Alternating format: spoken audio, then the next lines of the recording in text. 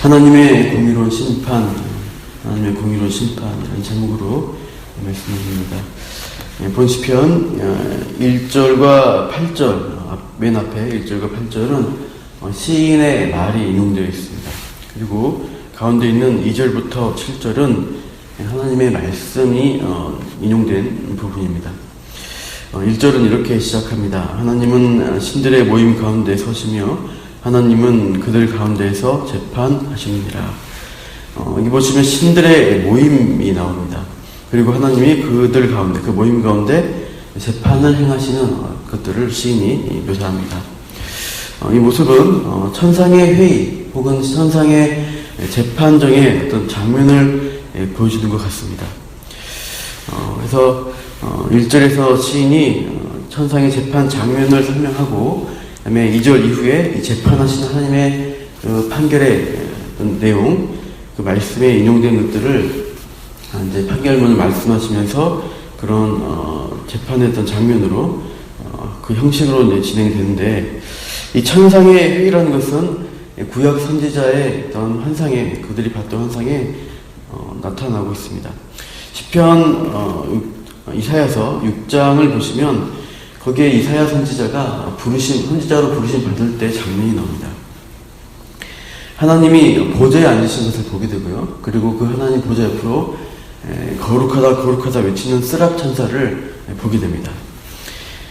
그래서 이제 이 장면을 본 이사야는 화로다, 내가 죽게 되었다라고 고백하는데, 이 구약 개념에서 하나님을 본 사람은 죽는다라는 이제 그런 생각이 있었죠. 그래서 이제 죽게 되었다 할 때 스랍 중 하나가 핀 숯을 가지고 와서 이 선지자의 입에 대면서, 입술에 대니까 죄가 사해졌다라고 하는 거죠. 그래서 하나님이 이렇게 말씀하시죠. 이어서 내가 누구를 보내며 누가 나를 위하여 갈고. 이사야가 이 말씀에 답하는데 내가 여기 있나이다, 나를 보내소서라고 답합니다. 이렇게 부르심 받아서 이제 선지자의 사역을 이사야가 하게 됩니다. 열왕기상 22장에 보시면 아합 왕이 길랏 라못이라는 곳을 되찾기 위해서 아람 왕과 이제 싸우러 갑니다. 그 출전하기 전에 이제 선지자들을 부르는데, 그 중에 미가야라는 선지자를 불러서 예언을 하게 합니다. 다른 선지자들은 다 왕이 승진할 것이다, 이제 잘 될 것을 좋은 예언을 하는데, 이 미가야는 왕이 죽을 것입니다 하고 이렇게 예언을 하게 돼요.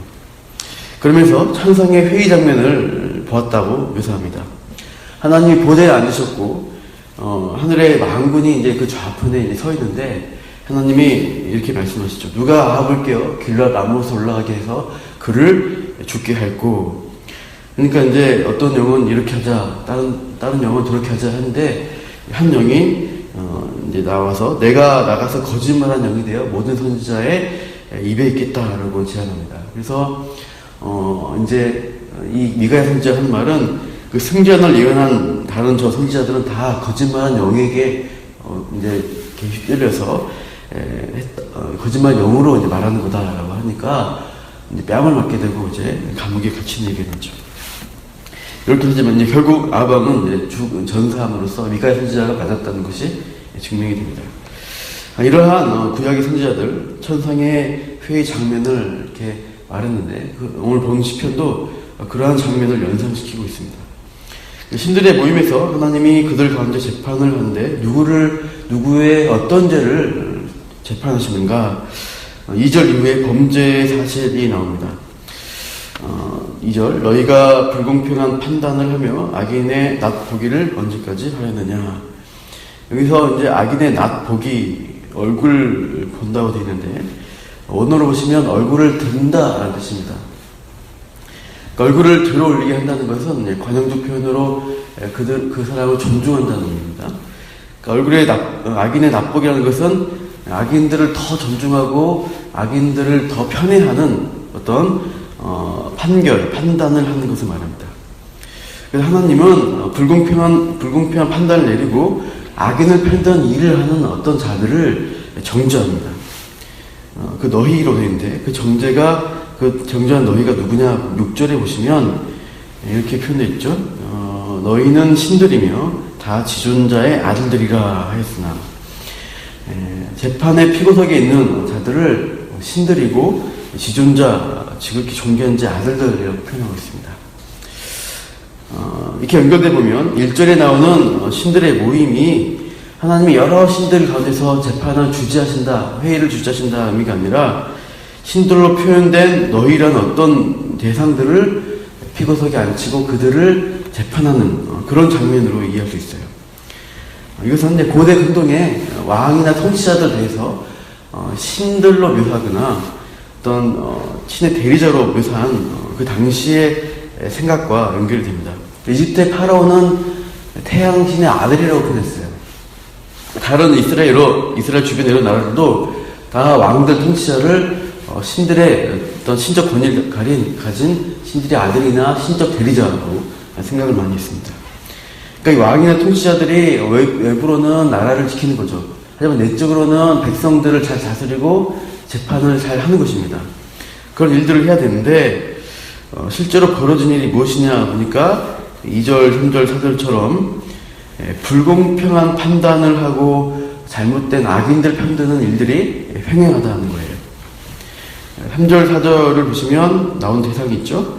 가난한 자, 고아, 곤란한 자, 빈궁한 자, 4절에 가난한 자와 궁핍한 자들이 나옵니다. 이들을 위하여 판단하고 공의를 베풀고 또 그들을 구원해야 되는데 실제로 어떻게 돼요? 이 사회적 약자들을 위한 재판이 이루어지지 않고 악인들을 위한 일들, 힘 있는 자들을 위한 판결이 이루어진다는 것입니다. 그래서 이 왕이나 재판관들이, 힘 있는 자들이 참 잘못된 통치를 하고 있다는 것이죠. 그래서 5절 말씀과 같이 어떤 상황을 말해요. 5절로 한번 읽어볼까요? 5절 시작. 그들은 알지도 못하고 깨닫지도 못하여 흑암 중에 왕래하니 땅의 모든 터가 흔들리도다. 불의한 통치자와 왕들, 잘못된 판결을 하는 것으로 인해서 나라 꼴이 어떻게 됐느냐? 흑암 중에 왕래한다. 그냥 어두운 아무것도 안 보이는데 여러분 왔다 갔다 하면 어떻게 돼요? 깜깜할 때 왔다 갔다 하면 넘어지고 다치고 참 난리가 납니다. 그 나라가 흑암 중에 있는 것 같아서 사람들이 흑암 중에 넘어지고 자빠지고 하는 일들이 일어난다는 거예요. 그리고 땅의 모든 터가 흔들린다. 그 나라의 모든 질서들, 도덕적인 공의로운 질서들이 다 통두리째 뒤흔들리는 그런 상태로 간다는 거예요. 그러니까 나라 꼴이 엉망이라는 말씀입니다. 그래서 이렇게 세상을 무질서게 하는 악한 통치자들을 하나님이 어떻게 하실 거냐? 6절, 7절 말씀인데요. 6절에 이렇게 말씀하시죠. 너희는 신들이며 다 지존자의 아들들이라고 하였다. 하나님이 당대의 왕들에게 아까 말했지만 신적인 권위, 그 위엄을 부여하셔서 어떻게 해요? 하나님의 대리의 통치자로 하나님의 공의를 해라, 판결해라 이렇게 하라고 하는데 그 신적 임무를 하지 않는 거죠. 그래서 하나님 어떻게 하십니까? 7절 같이 읽어보시죠. 시작. 그러나 너희는 사람처럼 죽으며 고관에 하나같이 넘어지리로다. 이 불의한 통치자들은 너희들이 신이다, 신적인 권위를 가진 자다 그렇게 했는데 보통 사람처럼 죽을 것이고 그냥 여러 신하 중에 하나처럼 그냥 그렇게 넘어지게 될 것이다.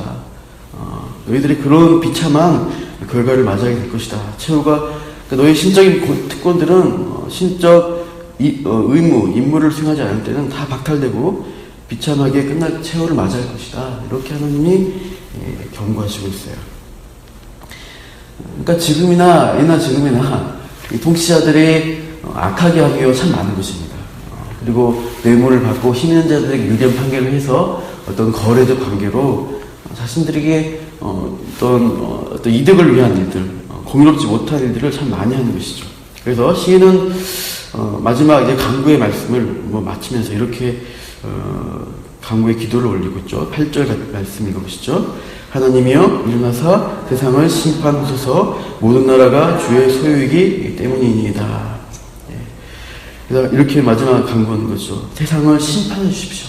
이 세상 나라 통치자들, 저들의 잘못된 그들의 행위들을 그냥 두고 보지 마시고 심판하십시오. 이 모든 나라가 사실은 다 하나님의 소유이고 하나님의 통치가 일어난 곳인데 인간 통치자들이 악하게 세상에서 하나님의 권위를 무너뜨리고 도덕적으로 불의한 일들을 많이 하고 있다는 것이죠. 그래서 하나님이 심판하시고 선하신 통치를 이루어주달라고 간구하고 있습니다. 당시에 이스라엘로 많은 왕들, 특히 북이스라엘의 왕들, 그리고 남유다의 많은 왕들이 다 악한 통치를 했습니다. 하나님 말씀에 따라서 순종하여서 백성들 다스리지 않고